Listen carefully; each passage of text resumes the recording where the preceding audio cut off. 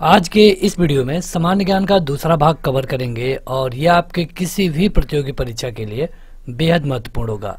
यह आपके नए एग्जाम पैटर्न के मुताबिक भी होगा। तो अगर आप चाहते हैं इस वीडियो का पीडीएफ डाउनलोड करना या फिर इसको लाइन बाय लाइन पढ़ना, तो आपको ये वाला एप्लीकेशन डाउनलोड करना होगा, जिसका लिंक वीडियो के डिस्क्रिप्शन में और पहले कमेंट बॉक्स में मिल जाएगा। इस वीडियो को लाइक करने के साथ चैनल को जरूर सब्सक्राइब करें, उसके बाद बेल आइकन दबाएं, उसमें ऑल सेलेक्ट करें इसी तरह की बेहतरीन वीडियो सबसे पहले पाने के लिए। शुरू करते हैं। इसके लिए दूसरा भाग है। इसका पहला भाग आप एप्लीकेशन पे या फिर YouTube प्लेलिस्ट में जाके देख सकते हैं। पहला भाग देखने के बाद ही इसे देखिए।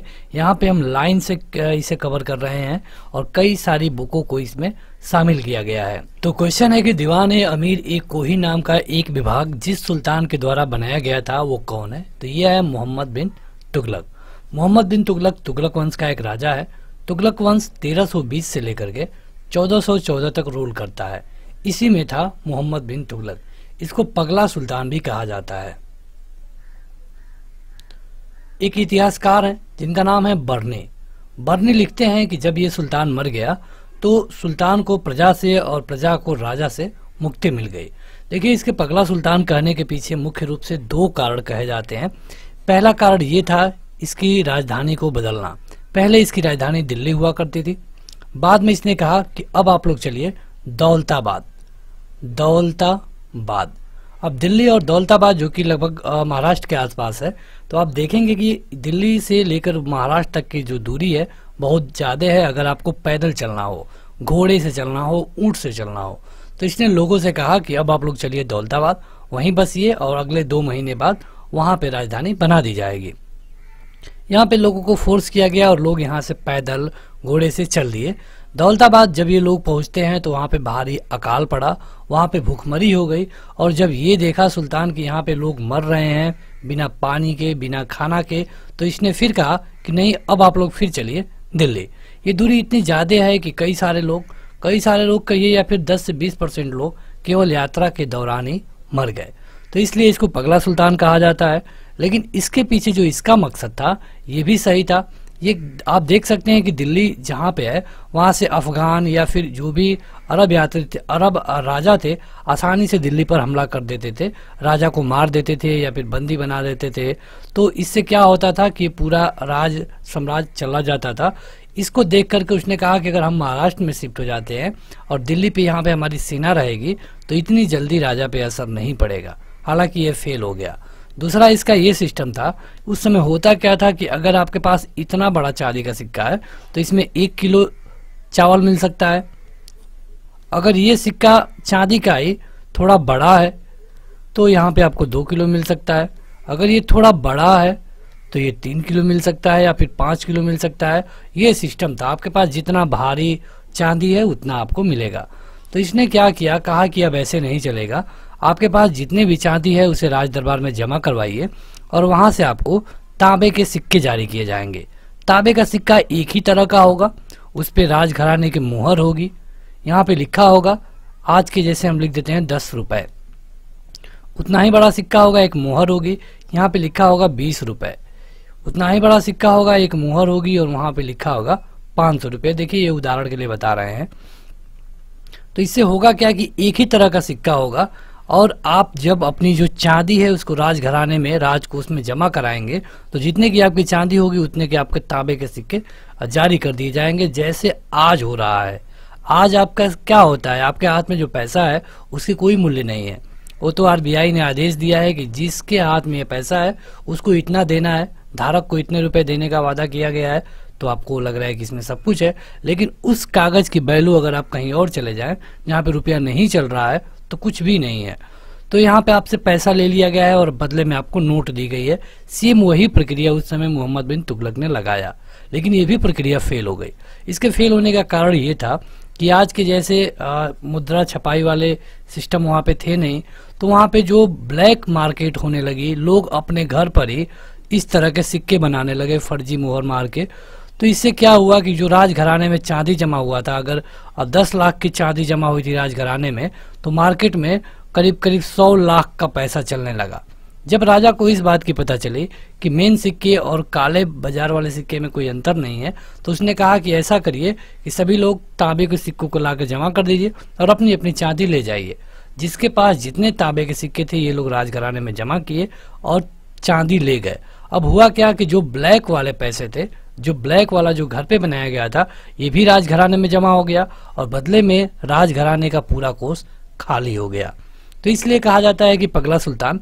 लेकिन आप देखेंगे तो इसने जो भी फैसले लिए वो दूरदर्शी थे, मतलब कि लंबे समय बाद वो सही साबित हुए हैं, लेकिन उसे वो सही साबित नहीं करा पाया। अगला है कि सल्तनत का डाक व्यवस्था का विस्तृत विवरण दिया गया है किसके द्वारा, तो ये था इब्न बतूता। इब्न बतूता ने डाक व्यवस्था के बारे में बताया है। देखिए इब्न बतूता क्या था,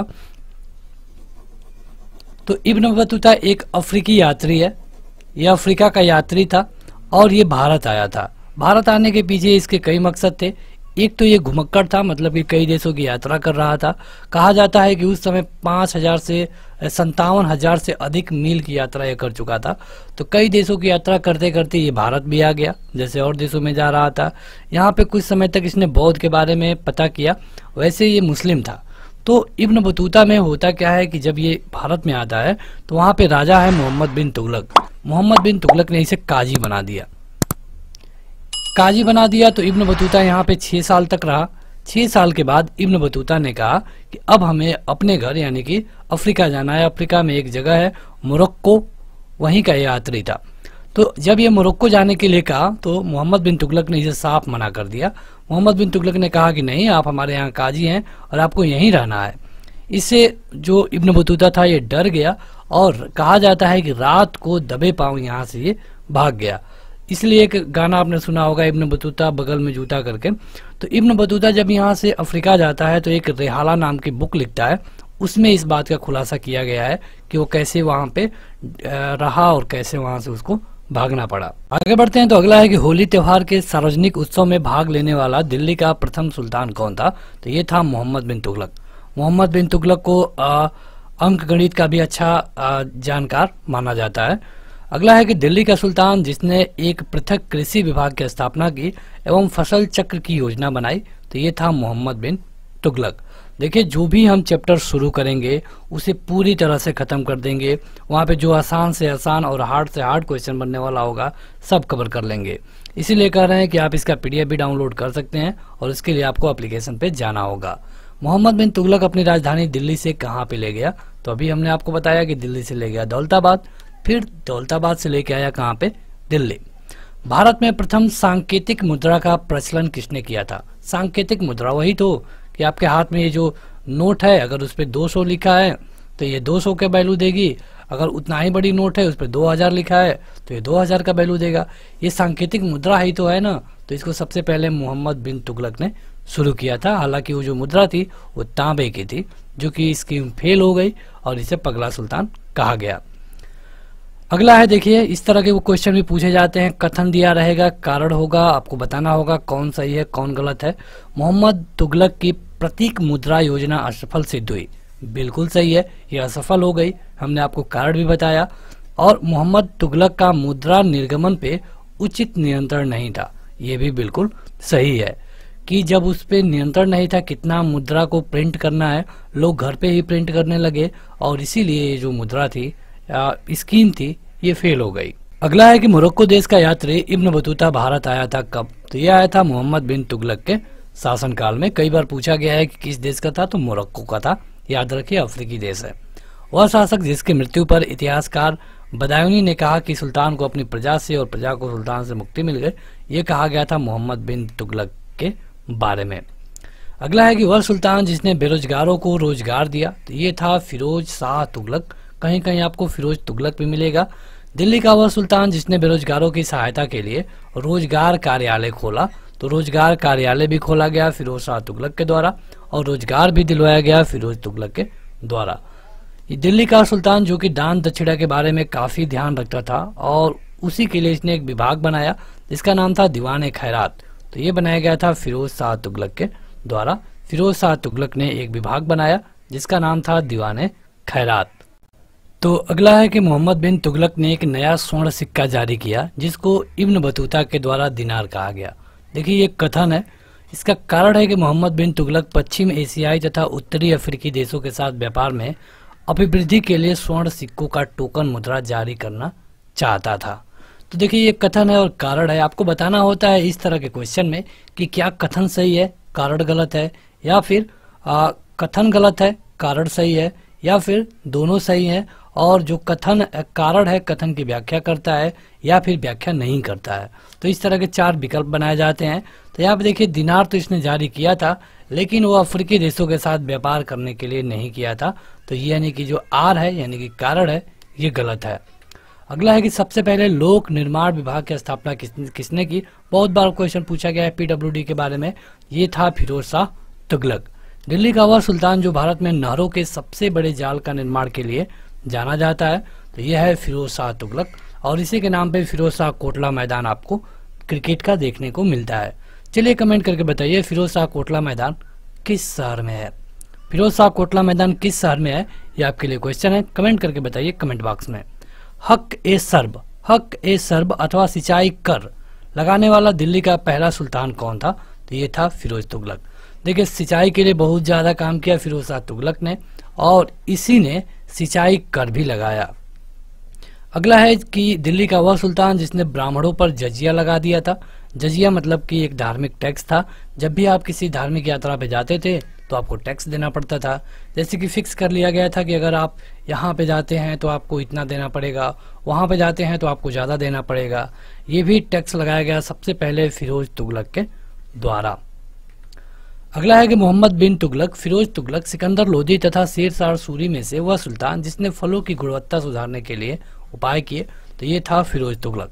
देखिए आप देख रहे होंगे इस वीडियो में कि हम जिसके बारे में भी शुरू कर रहे हैं, चाहे मोहम्मद बिन तुगलक हो या फिर फिरोज तुगलक हो, जिसके बारे में भी शुरू कर रहे हैं सारे क्वेश्चंस को कवर कर ले रहे हैं उससे रिलेटेड। इसलिए जरूरी है कि आप इस वीडियो को अंत तक देखिए। इसकी जो भी सीरीज होगी ये आपके किसी भी परीक्षा के लिए फायदेमंद होगी। टोपरा और मेरठ से 2 अशोक स्तंभ दिल्ली लाया गया था, किसके द्वारा, तो ये भी था फिरोज शाह तुगलक। दिल्ली का वह सुल्तान जिसने इस उद्देश्य से एक अनुवाद विभाग की स्थापना की जिससे कि दोनों संप्रदाय के लोग एक दूसरे के विचारों को बेहतरी से समझ सके। मतलब कि जो फिरोज शाह तुगलक था इसने एक अनुवाद विभाग बनाया था। कारण ये था कि जो भी हिंदी तथा उर्दू दोनों अलग अलग संप्रदाय के लोग हैं ये एक दूसरे की भाषा को अच्छे से समझ सके। अगला है कि राज्य के खर्च पर हज की व्यवस्था करने वाला पहला भारतीय शासक कौन था, ये था फिरोज तुगलक था ये। देखिए होता क्या है कि ये ब्राह्मणों पे तो जजिया लगाता था लेकिन खुद के पैसे पे जो मुस्लिम थे उनको हज पर भेजता था। फिरोज तुगलक के द्वारा स्थापित दार उल सफा यह क्या था, तो दार उल सफा एक अस्पताल था जो एक खैरात पे बनाया गया था। मतलब कि चंदे के द्वारा जो बनाया गया अस्पताल था उसका नाम रखा जाता था दार उल सफा। दिल्ली सल्तनत के तुगलक राजवंश का अंतिम शासक कौन था, तो ये था नसीर उद्दीन महमूद। नसीर उद्दीन महमूद ये अंतिम शासक है तुगलक वंश का। इसके बाद एक हमला होता है और जो इनका शासन व्यवस्था है ये खत्म हो जाता है। इस समय जो हमला हुआ देखिए ये 1398 करीब तैमूरों का हमला हुआ। इसके बाद भी 2-3 छोटे राजा रहे लेकिन उनके बारे में कभी क्वेश्चन नहीं पूछा जाता है। वह शासक जिसके शासनकाल में तैमूर भारत पर आक्रमण किए ये था नसीर उद्दीन महमूद जो कि तुगलक वंश का अंतिम शासक है। तैमूर का जो आक्रमण है ये 1398 में भारत पे हुआ। ये क्वेश्चन बहुत बार आपसे पूछा गया है। तैमूर का आक्रमण हो गया, उसके बाद जब तैमूर यहाँ से लूटपाट करके जाने लगा तो उसने जो एक नए वंश की स्थापना की ये थे सैयद वंश। देखिए सैयद वंश उनके ही लोग थे और उसने क्या किया कि सैयद वंश को यहाँ पे रख दिया, कहा कि तुम हमें पैसा देते रहना। तो अब जो तुगलक वंश है ये 1413-14 के आसपास खत्म हो जाता है और अब जो नया वंश आता है ये था सैयद वंश। अब तक हमने मध्यकालीन इतिहास में क्या देखा, पहले गुलाम 1206 से लेकर के 1290 तक, उसके बाद आते हैं खिलजी 1290 से लेकर के 1320 तक, इसके बाद आते हैं तुगलक 1320 से लेकर के 1414 तक, इसके बाद आएंगे सैयद। तो यहाँ पे हम देख रहे हैं सैयद वंश, खिलजी, तुगलक, सैयद और लोधी शासकों में से अफगान मूल के कौन थे? तो ये थे लोधी। देखिए सैयद के बाद लोधी आएंगे जो कि 1526 तक रहेगा, जब तक बाबर भारत नहीं आ जाता है और मुगल वंश की नींव नहीं पड़ जाती है। अगला है कि वह सुल्तान जिसके दरबार में सबसे अधिक गुलाम थे, ये था फिरोज तुगलक। ये गुलामों के लिए अलग से एक विभाग भी बनाया था। मध्यकालीन भारतीय राजाओं के संदर्भ में क्या सही कथन है? तो यहाँ पे जो चारों हैं हमने सही कथन को ही लिखा है। बलबन ने सबसे पहले एक आरिज विभाग की स्थापना की थी, बिल्कुल सही है। अलाउद्दीन ने अपने सेना के घोड़ों को दागने की पद्धति शुरू की, मतलब घोड़ों पे निशान बनाने की पद्धति शुरू की गई अलाउद्दीन के द्वारा। मोहम्मद बिन तुगलक के बाद दिल्ली की गद्दी पर उसका चचेरा भाई बैठा, फिरोज शाह तुगलक। फिरोज तुगलक ने गुलामों का एक अलग विभाग बनाया था, ये हमने आपको बताया है अभी ऊपर। तो ये जो चारों विकल्प हैं ये सही हैं। अगला है कि गुलरुखी उपनाम से कविताएं किसने लिखा? ये लिखा गया लोधी वंश के संस्थापक सिकंदर लोधी के द्वारा। अन्न के ऊपर कर समाप्त करने के लिए किसको जाना जाता है?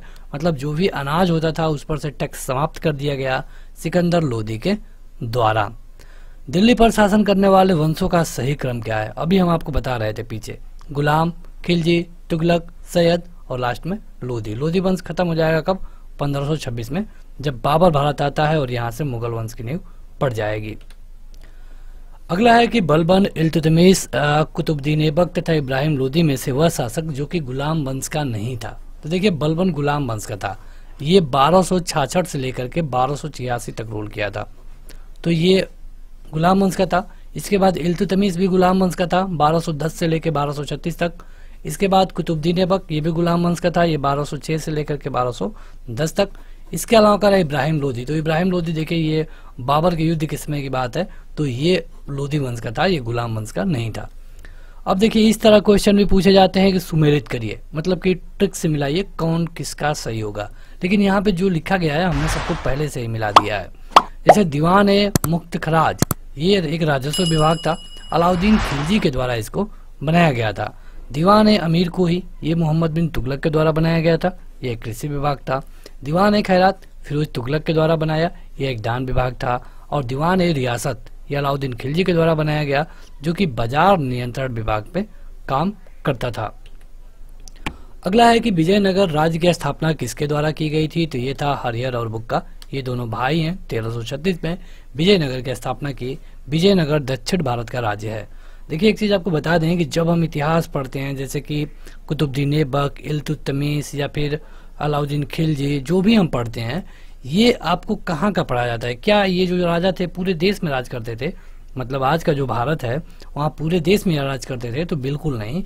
ये राजा आप दिल्ली का देखते हैं, दिल्ली, और जब ये मुगल वंश में आप जाएंगे तो आपको आगरा का देखने को मिलने लगेगा, कुछ हद तक बिहार का आपको देखने को मिलेगा। लेकिन दक्षिण भारत में इनका उतना प्रभाव नहीं था। तो दक्षिण भारत में उस समय क्या हो रहा था? तो विजयनगर साम्राज्य की स्थापना की गई थी हरिहर और बुक्का नाम के दो भाइयों के द्वारा। दिल्ली की राजधानी पर अफगान शासकों का सही क्रम बताइए। सबसे पहले आता है बहलोल लोधी, 1451 से लेके 1489 तक। उसके बाद सिकंदर लोधी 1489 से लेके 1517 तक। उसके बाद इब्राहिम लोधी 1517 से लेके 1526 तक।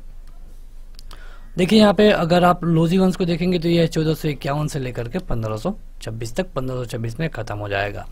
मराठा संघ ने इब्राहिम लोधी को कब हराया था? तो ये हराया था खातौली के युद्ध में। वह मध्ययुगीन सुल्तान जिसने आगरा शहर की नींव डालने एवं उस पर उसे सल्तनत की राजधानी बनाने का श्रेय लेता है, वो कौन है? यह है सिकंदर लोधी।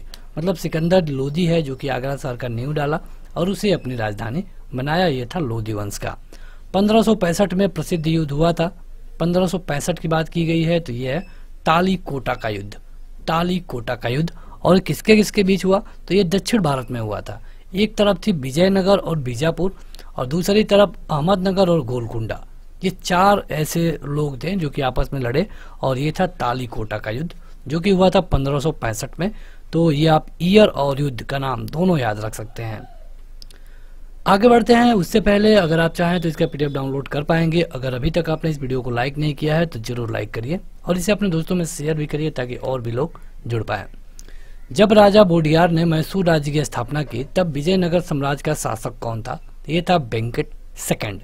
विजयनगर साम्राज्य की वित्तीय व्यवस्था की मुख्य विशेषता क्या थी? तो भू राजस्व। मतलब कि भूमि पर टैक्स लिया जाता था। ये विजयनगर राज्य की मुख्य व्यवस्था थी। विजयनगर के शासक कृष्णदेव राय कराधान व्यवस्था से संबंधित सही कथन है। मतलब जो विजयनगर के राजा थे कृष्णदेव राय, उनके कुछ कथन थे टैक्स को लेकर, उसमें से क्या सही है? तो भूमि की गुणवत्ता के आधार पर भू राजस्व की दर नियत होती थी, बिल्कुल सही है। उस समय अगर आपकी भूमि ये भी उतना ही है और ये भी उतना ही है तो दोनों का टैक्स अलग अलग हो सकता है। ये टैक्स इस पे डिपेंड किया जाता था कि उसमें अनाज कितना निकल रहा है।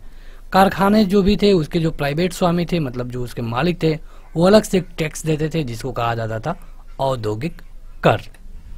अगला है कि विजयनगर राज्य की स्थापना की गई थी हरिहर और बुक्का के द्वारा, हमने आपको ऑलरेडी बता दिया है। अपनी मुद्रा विजय कृति में पति के विजय अभियान का वर्णन करने वाली कवित्री कौन है? ये है गंगा देवी। विजयनगर का पहला शासक जिसने ब्राह्मणियों से गोवा को छीना तो ये था हरिहर सेकंड। ये विजयनगर का पहला शासक था। आगे बढ़ते हैं तो अगला है कि सही कथन बताइए। इनमें से कथन दिया गया, आपको बताना है क्या सही है। तो नरसिंह सालू ने संगम वंश का अंत किया और उसने राज सिंहासन छीन करके सालू वंश का शुरुआत किया, बिल्कुल सही है। जो नरसिंह सालू था इसने सबसे पहले संगम वंश को हराया और बाद में सालू वंश की शुरुआत की। वीर नरसिंह ने अंतिम सालू शासक को गद्दी से हटाकर राज सिंहासन छीन लिया। कृष्णदेव राय के जो उत्तरवर्ती थे, मतलब उत्तराधिकारी थे, उनके भाई थे और उनका नाम था अच्युत देव राय। ये सारे हार्ड क्वेश्चन है जो आपके किसी भी एग्जाम में पूछे जा सकते हैं जब क्वेश्चन हार्ड बनाया जाएगा। आपने हमारी लुसेंट वाली सीरीज देखी होगी, उसमें लगभग 100 वीडियो हमने अपलोड किया है, तो आप उसे भी देख सकते हैं, प्लेलिस्ट में मिल जाएगा। विजयनगर के राजा कृष्णदेव राय ने गोलकुंडा का युद्ध जिस राजा के साथ लड़ा था वो कौन था? तो ये था कुली कुतुब शाह। तो अगला है कि कृष्णदेव राय के दरबार में अष्ट दिग्गज होते थे। इनका क्या मतलब है? अष्ट दिग्गज तो ये थे 8 तेलुगु कवि जिनको कृष्णदेव राय के दरबार में अष्ट दिग्गज बोला जाता था। कृष्णदेव राय, राजेंद्र चौल, हरिहर तथा बुक्का में से वह कौन है जिसको आंध्र भोज कहा जाता है? मतलब डायरेक्ट पूछा जा सकता है कि आंध्र भोज कौन है, तो ये है कृष्णदेव राय। अगर विकल्प देके पूछना हो तो पूछेगा कि इनमें से आंध्र भोज कौन है, ऑप्शन हो जाएगा कृष्णदेव राय, राजेंद्र चौल, हरिहर बुक्का। तो आपको बताना होगा कि कौन। प्रसिद्ध विजयनगर शासक कृष्णदेव राय के अधीन स्वर्ण युग था किसका? तो यह था तेलुगु साहित्य का, क्योंकि इसमें 8 तेलुगु के कवि रहते थे और जिनको कहा जाता था अष्ट दिग्गज। कृष्णदेव राय ने स्थापना की थी नागलापुर नगर की। नागलापुर नगर की स्थापना की थी कृष्णदेव राय ने। विजयनगर की स्थापना किसने की थी ये आप हमें कमेंट करके बताएं। इसके लिए ये अगला क्वेश्चन होगा। देखिए हमने इस वीडियो में बताया है किसने की थी। 2 भाई थे, उनका नाम आप हमें कमेंट करके बता दीजिए। अगला है कि विजयनगर का प्रसिद्ध हजारा मंदिर निर्मित हुआ था किसके टाइम पीरियड पे? तो ये हुआ था कृष्णदेव राय के शासनकाल में। अब्दुल रज्जाक विजयनगर कब आया था? यह आया था देवराय सेकंड के शासनकाल में। निकोलो कोंटी था। निकोलो कोंटी ये भी आया था दक्षिण भारत के। तो यहाँ पे आपको बताना है कि ये क्या था। तो ये एक इटली का यात्री था और ये देवराय प्रथम के समय विजयनगर साम्राज्य की यात्रा की थी। देखिए इधर के क्वेश्चन आपको थोड़े से हार्ड लग रहे होंगे, कई सारे लोग यहाँ पे उब भी रहे होंगे। कारण ये है कि ये दक्षिण का इतिहास है और कई बार आप इसे स्किप कर देते हैं, आप केवल दिल्ली शासन तक ही रह जाते हैं और यहाँ से क्वेश्चन पूछकर आपको परेशान किया जाता है। वैदिक ग्रंथों में भास्कराय सारण को आश्रय प्राप्त है किसका? भास्कराय सारण ये मिला था इनको विजयनगर में। मतलब जो विजयनगर के राजा थे ये इनको अपने यहाँ रखते थे। वह स्थान जहाँ खंडहर विजयनगर की प्राचीन राजधानी का प्रतिनिधित्व करते हैं तो यह है हम्पी। मतलब विजयनगर की जो पहली राजधानी थी ये हम्पी हुआ करती थी, बाद में आज के समय में ये वहाँ पे खंडहर आपको दिखता है। विजयनगर का शासक जिसे चीन के सम्राट के पास अपना राजदूत भेजा तो ये था बुक्का प्रथम। मतलब जो विजयनगर का शासक था बुक्का, ये अपना एक राजदूत भेजा चीन के राजा के पास। अगला है कि विजय विठल मंदिर 36 स्तंभ संगीतमय स्वर निकालते हैं, ये कहाँ पे अवस्थित है? मतलब कि जो विजय विठल मंदिर है यहाँ से संगीतमय स्वर निकलता है, ये अवस्थित है हम्पी में। हम्पी की गुफाओं के बारे में आपने जरूर सुना होगा। इतिहासकार बर्नी ने दिल्ली के सुल्तानों के अधीन भारत में शासन को वास्तव में इस्लामी नहीं माना है, क्यों? मतलब जो इतिहासकार बर्नी है वो कहते हैं कि भले इसके सुल्तान मुसलमान थे लेकिन यहाँ पे इस्लामी राज नहीं चलता था। कारण ये है कि अधिकतर आबादी इस्लाम का अनुसरण नहीं करती थी। अधिकतर आबादी हिंदू, सिख, ईसाई थे। अगला है कि सल्तनत काल के अधिकांश अमीर एवं सुल्तान थे। जो भी लोग अमीर थे ये कहाँ से थे, तो ये सभी तुर्क थे। सल्तनत काल की बात की गई है, मतलब कि 1206 से लेकर के 1556 तक की बात की गई है। यहाँ पे देखिए अगेन वही है, सुमेलित कीजिए तो सुमेलित है। दीवान बंदगन फिरोज तुगलक ने बनाया था कृषि के लिए। दीवान मुख्तराज अलाउद्दीन खिलजी ने बनाया।